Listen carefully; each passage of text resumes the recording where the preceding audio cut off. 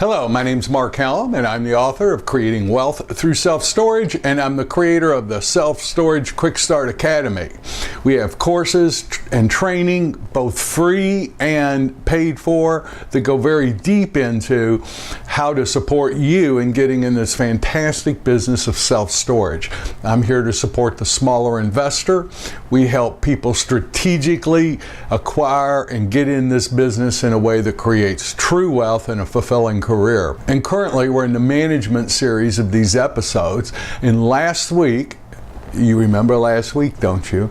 Last week we talked about the 5 KPIs, key performance indicators, that our company and that I as an owner and our managers keep their eyes on. And over the next couple of episodes, I want to go deep into some of these because they will support you in setting up your systems for your business. And this is critical. Even if you're not in the business, this is critical because people are going to loan you money. People are going to partner with you. People are going to trust you with their money, only in as much as they think that you know what you're doing about this business. It's critical you know this business. And so the things that we keep our eyes on, you remember the first one from last week?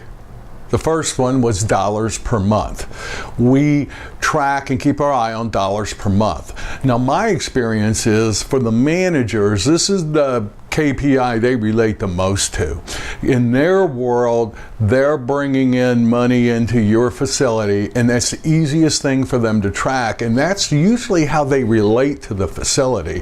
They relate to the facility and how much money they bring in. They relate a lot more to the top line number than they do the net number. So dollars per month is a real KPI that everyone has their eye on. And what really works is to have the managers involved in the budgeting process. If they're involved in the budgeting process, then it helps them take ownership of that number. And believe me, if you've got good managers, they relate to that number like it's in stone and they're going to hit it. They usually always hit it. Nothing excites me more than the 25th, 27th of the month. I get a call from an excited manager who just hit their number and had to scramble to do it, and they tell me the story of what they did. I celebrate that with them. I celebrate that victory publicly, and it really reinforces what that target number is and what that target number represents to the company. I never cease to be amazed at the ownership that the managers will take for the facilities, and part of that is empowering them to hit their number. What I've seen is, if let's say the number's 50,000 and by the 15th of the month they're at 15,000 and they know they're behind, they will do whatever it takes to win and hit that 50,000. Whether it's get on the phone and call collection people, whether it's to have come to me and want to run a special, whether it's to have a retail sale, whatever it takes. I've seen these guys scramble to hit their number. Now, if they miss their number, we will have usually a private conversation. Here's the thing, I don't want to disempower them. I don't want to give them excuses for not hitting their number. I want them to take ownership when they hit it, and I want them to take ownership when they miss it. Now, you and I both know that as an owner, we're the ones responsible for that number. But don't disempower your managers. Empower them to be fully accountable for that number. It's amazing what they'll do when you give them and empower them that way. The next KPI, the next thing to keep your eye on is occupancy rate. Do you remember that? How do you measure occupancy rate? We went over that last week. Now, usually on the management reports or the closing reports that you get every day from your software system on site, they'll usually give you 2 occupancy numbers. One will be the percent of units occupied. 2 is the amount of square feet occupied. Our managers know that what we keep our eye on is the amount of square feet occupied. I'm interested in how many units there are left to rent and what their sizes are, but what generates the income for us is how many square feet of that facility are generating income. Now, Like I said last week, I will not be in a conversation more than a couple minutes every time I walk into a facility with that manager and I'm asking them what their occupancy rate is. Now here's the thing, I know what the occupancy rate is. I look at the closings every day, and before I walk in, if I can't remember, I will look at it. But I want them to know that I know. And here's the thing, whatever I keep my eye on as an owner, they will keep their eye on as a manager. Now, if we're in a lease-up situation, what we do is we have target net square feet per month that we want them to lease, and they know that number. So for example, we're in one lease-up situation in a ground-up facility right now where the net number is 1,200 square feet per month. That's the minimum that they're to hit. If they hit between 1,200 square feet and 1,500 square feet, they get a small bonus. If they hit between 1,500 square feet and 2,000, it's a little bit larger, and so on.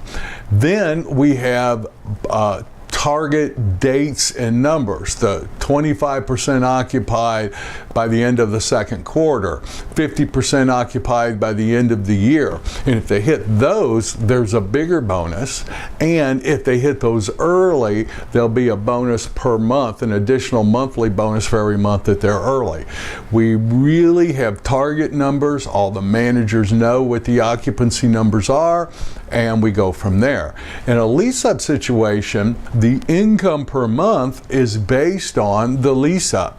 So for example, in that situation where we have the 1,200 square feet, what will happen is that will affect our income a minimum of $1,500 more a month. So in that facility, every month, the income number goes up by $1,500. The occupancy goes up by a net 1,200 square feet, and then we have target occupancy rates. And believe me, those managers are all over that. They got their eye on that every day. They know exactly where they are. Why? Because as an owner, we keep our eyes on that. Now, when you talk to a bank who's loaned you the money and you say, we showed you in our pro forma, it was 1,200 square feet, we're at 2,200 square feet average a month, that really makes everyone feel glad that they did business with you. So know these KPIs, know these numbers, and have everyone on your team, especially your managers, keeping your eyes on them. Here's the thing, you do that, you're going to have a fantastic self-storage business, and that's what it's all about.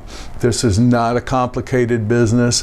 You keep your eye on these things, it will move the needle, and you will create true wealth and a fulfilling career. Thank you. My name's Mark Helm. I'm the author of Creating Wealth Through Self-Storage. I'm the creator of the Analyzer, and that is a fantastic financial analysis tool that we use to actually create the 10-year cash flow before we ever own the facility, and our budget numbers start with whatever was on that 10-year cash flow. So 5 years into owning a facility, I always go back to that 10-year cash flow, and that's our baseline minimum that we're hitting. Usually we're well ahead of that.